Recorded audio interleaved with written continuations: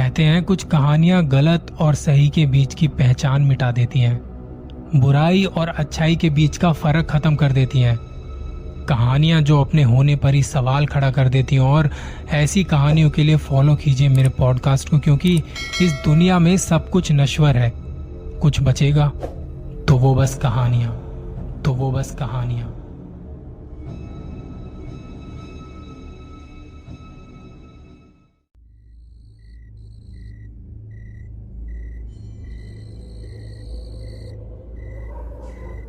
ज्यादा नहीं, बस 2 साल पुरानी बात है। मैं गाजियाबाद का रहने वाला हूं। अभी साल भर पहले पापा की रिटायरमेंट के बाद हमें अपना घर शिफ्ट करना पड़ा। और यहाँ बात ये थी कि मुझे देखना था कहीं आसपास में ही, क्योंकि मैं जहाँ जॉब करता हूँ उस कंपनी का हेड ऑफिस यहीं पे था। मेरी पोस्टिंग उसी में थी। पापा ने कहा कि तुम यहीं अपने किसी ऑफिस वाले के साथ कोई कमरा किराए पर देख लो, मैं तो गांव जा रहा हूँ। इतनी ज़मीन पड़ी है, रिटायरमेंट के बाद बुढ़ापा वहीं बिताऊंगा। मुझे लगा कि ये भी ठीक है। मैंने अपने ऑफिस में 2 बंदों से बात की जो यहीं किराए पर रह रहे थे। जब मैंने अपने दोस्त के साथ वहाँ शिफ्टिंग की तो स्टार्टिंग के कुछ दिनों में यहाँ मैंने नोटिस किया कि कुछ आवाज़ें आती हैं, जैसे कोई सीढ़ियों से ऊपर गया हो या नीचे आया हो। ये सब चीजें थी वहां पे। अब यहां हमारे घर के साथ साथ कुछ और भी घर थे जो जुड़े हुए थे, बस एक दीवार का फासला था। तो कई बार ये लगता था कि जैसे पास वाले घर के बच्चे खेल कूद रहे होंगे और ये शायद उन्हीं की आवाज है। तो इन बातों को हमने काफी हद तक इग्नोर किया। पहले हम इग्नोर करते रहे, पर कहीं ना कहीं हमें महसूस भी होता था कि इस घर में हमारे अलावा और भी कोई है। एक दिन महीने का पहला शनिवार था। हमारी सैलरी आ चुकी थी और अगले दिन छुट्टी थी, तो पार्टी करने के बारे में सोचा। थोड़ी बियर वगैरह पी और बाहर से कुछ कबाब वगैरह मंगवाए थे। घर में इतना समय बिताने के बाद हमें ये तो पता लग चुका था कि घर में हमारे अलावा भी और कोई है। हम किचन में जाते थे या सुबह जल्दी उठते थे, रात को जल्दी सोते थे, तो लगता था कि हमारे अलावा यहाँ और भी कोई है। और ये बातें हम समझ चुके थे, पर कभी इन बातों को इतना सीरियसली नहीं लिया। अब उस दिन जब हमने पी तो मुझे पता नहीं क्या हुआ, रात को मैंने थोड़ी ऊंची आवाज में कहा, तुम जो भी हो, अगर यहाँ हो तो अपनी प्रेजेंस दिखाओ। और ये कहते ही कमरे का दरवाजा बजता है। बहुत हल्की सी आवाज थी वो। मेरे साथ जो लड़का था वो कहता कि भाई ऐसा मत करो, ये सब करना ठीक नहीं होता, मस्ती मजाक अपनी जगह पर ऐसा मत करो यार। फिर मैंने कहा ठीक है, बस एक बार और ट्राई करते हैं। मैंने फिर से कहा, अगर तुम यहाँ हो तो हमारे सामने आओ, दम है तो। और इस बार जो दरवाजा था वो काफी जोर से बजा, मानो जैसे उसे मैंने चैलेंज दिया हो और वो तैयार है बस हमारे सामने आने को। दोस्त मुझे देख रहा था और हमारी हालत खराब थी। मेरा दोस्त आंखें बड़ी बड़ी करके गर्दन हिला रहा था कि भाई अब बस और नहीं। पर मैंने उसकी तरफ देखते हुए तीसरी बार फिर से आवाज दी, कौन हो तुम? और इस बार कोई आवाज नहीं आई। तब हम दोनों ने चैन की सांस ली और सामान वगैरह समेटा, लाइट बंद करके सो गए। नशा तो था ही, अगले दिन संडे था तो आराम से उठे। हमें ठीक से कुछ याद भी नहीं था कि रात को क्या हुआ था क्या नहीं। उसके बाद कुछ दिनों तक तो शांति रही। एक रोज मैं ऑफिस से आने के बाद खाना वाना खा के थोड़ा घूमने गया हुआ था बाहर पार्क में। मुझे आते आते 10:30 बज चुके थे। मैं ऊपर कमरे में गया, वहां मेरा दोस्त ड्रिंक कर रहा था। उसने कहा कि भाई एक गिलास लगाऊं? मैंने कहा नहीं भाई, तुम एंजॉय करो, मेरा मूड नहीं है। मैं थक चुका था तो बेड पे जाके लेट गया। मेरे कमरे के बाहर एक छोटी सी बालकोनी बनी हुई थी। वहां एक कचरे का डिब्बा रखा हुआ था और कूलर था, उसमें भरने के लिए पाइप वगैरह भी वहीं पे रखे थे। मैं आंखें बंद करके लेटा हुआ था।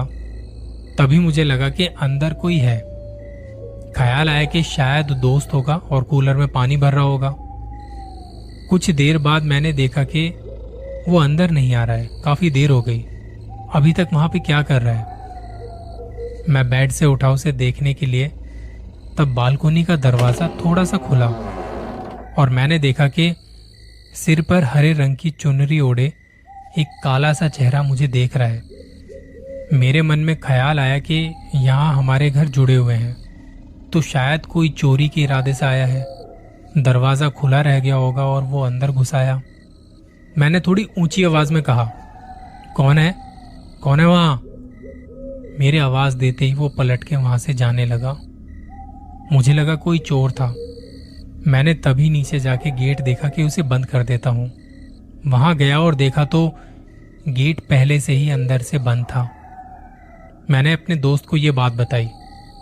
मेरी हालत खराब हो चुकी थी उस वक्त। मेरी टांगे कांप रही थी, मैं चल तक नहीं पा रहा था।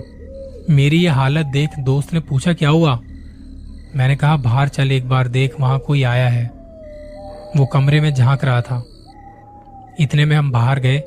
हमने आसपास देखा, दूसरी छतों पर भी नजरें दौड़ाई, पर कोई नहीं दिखा। मेरे दोस्त ने कहा, कुछ नहीं है भाई, तू भी ना, तुझे कोई वहम हुआ होगा। पर मैं श्योर था कि इतने दिनों से जो हम महसूस कर रहे हैं, सच में इस घर में कोई तो है। मैंने अपने दोस्त को कहा कि मेरे साथ सो जा, मुझे कुछ अच्छा सा नहीं लग रहा। वो अपना तकिया और चादर लेके मेरे पास आके सो गया। मेरी बीच रात आंख खुली और मुझे नीचे के दरवाजे पर कुछ आवाज सुनाई पड़ी। हम दोनों एक साथ सो रहे थे, तो मुझे लगा कि रात को ये पी रहा था। कहीं इसने गेट खुला तो नहीं छोड़ दिया, कहीं कोई चोर ना आ जाए। मैंने हिम्मत करते हुए नीचे जाके दरवाजा चेक किया। अंदर से कुंडी लगी हुई थी। वहां एक छोटा सा बल्ब जला हुआ था। उसकी हल्की हल्की सी रोशनी में थोड़ा थोड़ा तो दिखाई दे रहा था। मैंने जब तसल्ली की कि गेट लगा हुआ है और जब ऊपर जाने को हुआ तो पीछे से दरवाजा बजाने की आवाज आई। मैंने मुड़ के देखा तो दरवाजे के नीचे से किसी की परछाई दिखाई दे रही थी। मुझे लगा इस वक्त कौन है ये। मैं दरवाजे के पास गया उसे खोलने, पर हाथ एकदम से रुक गए। मैंने साइड लगी खिड़की से चुपके से देखना ठीक समझा कि पहले देखूं तो सही कौन है, कोई जान पहचान का तो नहीं। मैंने चुपके से खिड़की का पर्दा सरकाया और बहुत धीमे से बाहर देखने की कोशिश की। ऐसा मान लो कि बस मैं ही देख सकता था और किसी को पता भी न लगे कि कोई देख रहा है। मुझे यहां से जितना दिखाई दिया, मैंने देखा बाहर हल्की सी रोशनी में मुझे वहां कोई नहीं दिखाई दिया। मैं वापस से पीछे हुआ, दरवाजे के नीचे से देखने की कोशिश की तो वहां किसी की परछाई अब भी थी और तभी खिड़की पे किसी ने खटखटाया। अब मेरी हालत खराब थी। कभी मैं दरवाजे पर देख रहा हूं तो कभी खिड़की पर। मैं अपने चेहरे के पसीने को पोंछता हुआ घबराते हुए ऊपर की तरफ जाने लगा। कमरे में आने के बाद मैं चुपचाप अपने दोस्त के पास लेट गया। मैंने चादर से अपना पूरा चेहरा ढक लिया। उस डर के माहौल में मुझे नहीं पता कि कब में मुझे नींद आ गई।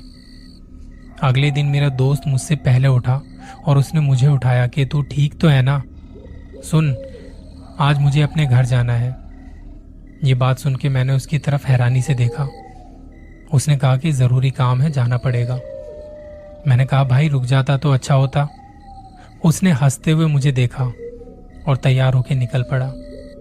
जाते जाते उसने कहा कि देख, कोई भी दिक्कत हो ना तो मुझे फोन कर दियो, मैं आ जाऊंगा। मैंने कहा ठीक है, पहले तू अपना काम कर। उसके जाते ही मैंने सारे दरवाजे लॉक कर लिए। दिन भर घर में कभी टीवी देखता, कभी मोबाइल में गेम खेलता और करते करते सारा दिन निकल गया। रात हो गई। मैंने दिन का बचा कुचा खाना खाया और सोने चला गया। बड़ी मुश्किल से मुझे नींद आई ही थी कि इतने में दरवाजा किसी ने बहुत जोर से बजाया। उस दिन मौसम भी ऐसा था और मुझे पहले तो लगा शायद दरवाजा हवा की वजह से बजा हो, पर अगर हवा से बजा होगा तो एक बार बजेगा, 2 बार बजेगा और इतनी तेज हवा से तो हो नहीं सकता।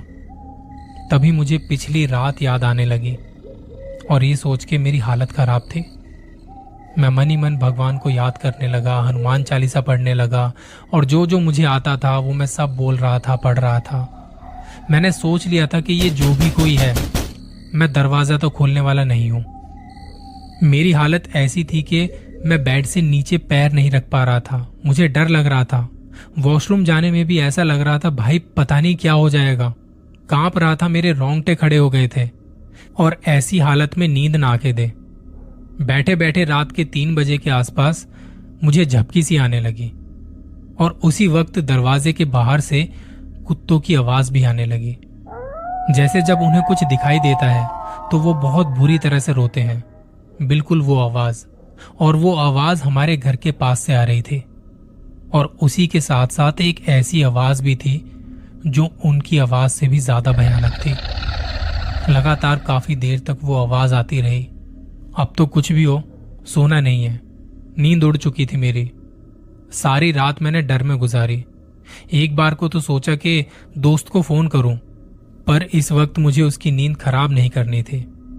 मैं बस बैठा रहा और जब सुबह की रोशनी खिड़की पर पड़ने लगी और बाहर से लोगों की चहल पहल की आवाज आने लगी, तब जाके मुझे नींद आई है। दोपहर के वक्त मेरा दोस्त आया, उसने बेल बजाई और मैं बहुत गहरी नींद में था। उसके लगातार बेल बजाने के बाद जब मैं उठा और दरवाजा खोला तो उसने कहा, रात को ज्यादा पी ली थी क्या भाई? तब मैंने उसे सारी बात बताई कि इस घर में मैं ऐसा ऐसा फील कर रहा हूं, यहां पे ये सब हो रहा है। इस बारे में हमने अपने घर वालों को भी बताया और कुछ यहाँ आस पड़ोस में लोगों से बात की तो उन्होंने कहा कि हमें भी यहाँ कई बार ऐसा लगता है, पर हम अपने घरों को छोड़ के यहाँ से जा नहीं सकते। ये लोग वो थे जिनका यहाँ खुद का घर था, पर हम तो किराएदार थे। हमने वो घर अगले ही दिन खाली कर दिया। आज जहां रहते हैं, यहां रहते हुए हमें 1 साल से ज्यादा हो गया है, पर कुछ भी ऐसा नहीं हुआ जैसा हमने वहां फील किया था। वो क्या था क्या नहीं, उसके बारे में किसी को भी कुछ पता नहीं चला और हमें अब कोई मतलब भी नहीं था। अब हम जहां हैं वहां खुश हैं। शायद जब उस रात मैंने उसे चैलेंज किया था, वो सामने आना चाहता था, पर मैं बच गया था उस दिन।